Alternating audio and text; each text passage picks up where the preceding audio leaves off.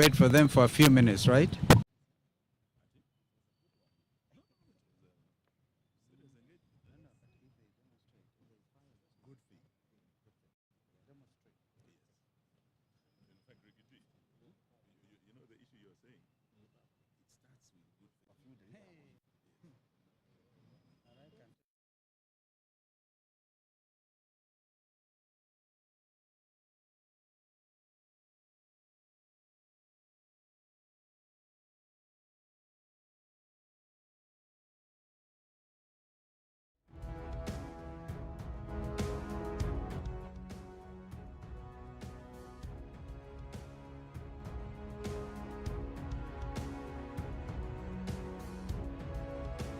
We have just made a courtesy call on the Independent Electoral Commission as a united opposition. And we have raised a number of issues. Like I've said, it was a courtesy call, but during that meeting we have raised a number of issues of concern about building trust of the Electoral Commission by Kenyans. We have raised issues of the just immediate past by-election and the one now coming. Issues about securing with the engagement so that those we are raising can be attended. We did raise the issue that we were not happy with the process that gave birth to the commission. But now that they are in office, they are there to serve all of us as Kenyans. We are all as Kenyans interested in the well-being of this country, and it is in that spirit we raised issues so that they can be looked into and we can end up having free and fair elections. Let me end there, and one of my colleagues can highlight the issues. Well, we were very candid. As Mother said, we were not happy with the process and the outcome. We started by telling them the perception out there is that this is a William Ruto commission, and we gave them the opportunity to prove us wrong. Not us, the whole country. So we were able to raise issues. We have said it openly, that we are very unhappy with the procurement process of the KIMS kits, the discredited Smartmatic organization, discredited worldwide. As you all know by now, the Carmagos and others, and what has happened in Venezuela recently. So they have to give us demonstrable. So we've agreed we are going to work together and have some technical teams working together in a very transparent, open manner. We reminded them, some of us are seasoned, will come out again here on behalf of the country and Kenyans if they do not deliver on what we have agreed. But we have decided to give them a chance, an opportunity. We clearly are very unhappy with the CEO. We made it clear to them. Let us see what they are going to do.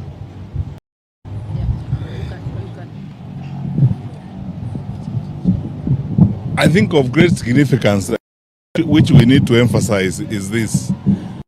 Is, we had the process that brought this commission on board and so on.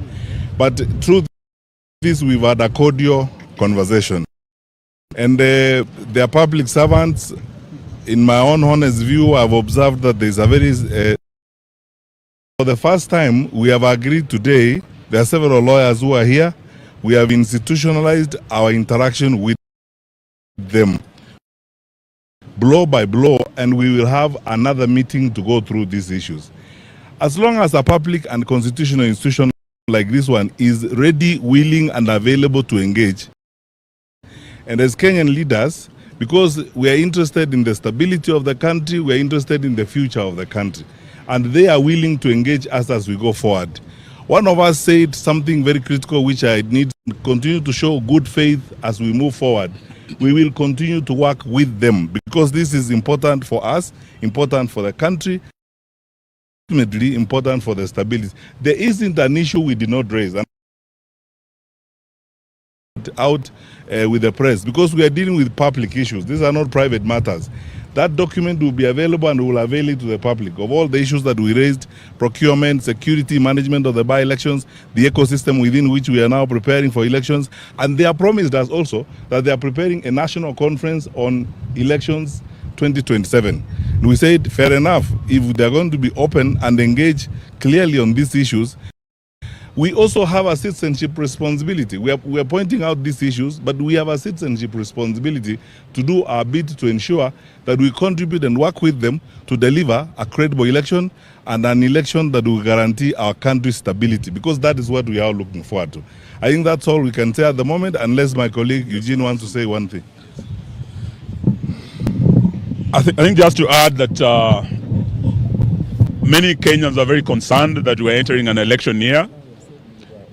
We've just had by-elections that had a lot of issues. I was a victim of violence with my candidate in Malava, the Honorable Panyako. We raised all these issues with them as to why no action has been taken. And today we want to say that they have told us they're only 3 months into the job, but they are preparing to do better in the next elections.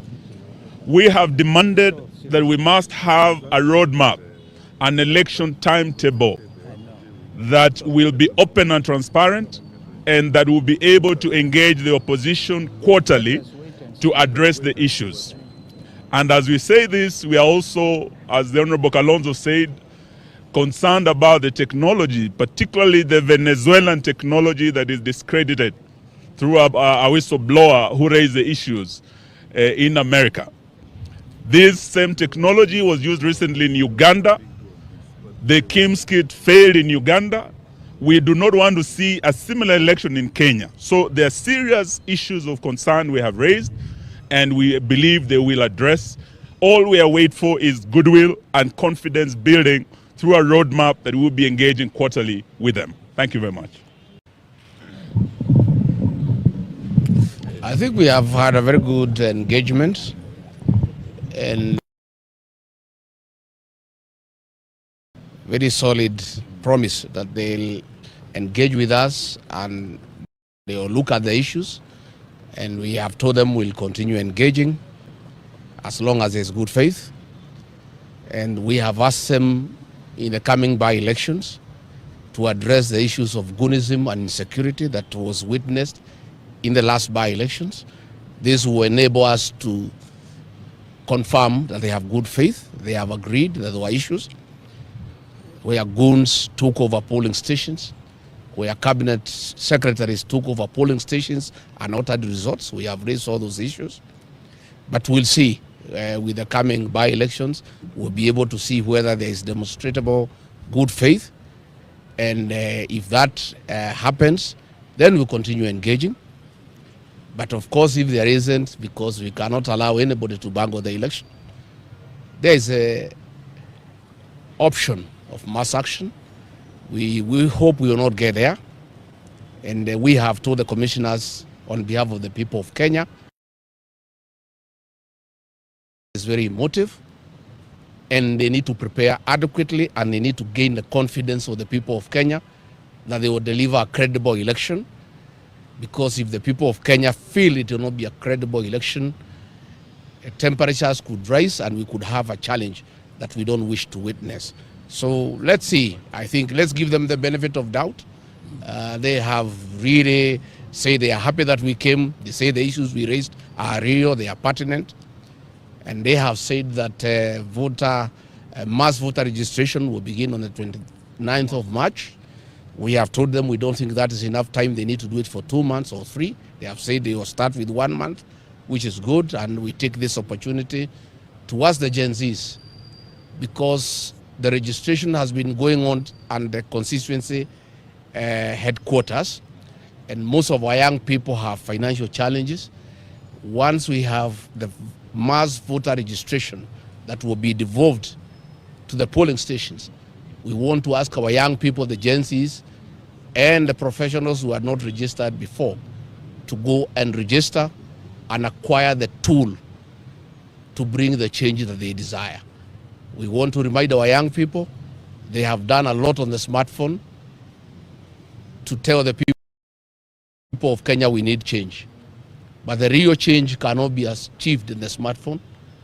The real liberation of this republic will be achieved on the ballot box, and the tool of that change is the ID and the ballot. So we want to ask our young people, once the mass voter registration is rolled out on the 29th of March, let them come out and register as voters so that they can participate in the next general election and be participants in deciding how they want their country to be governed.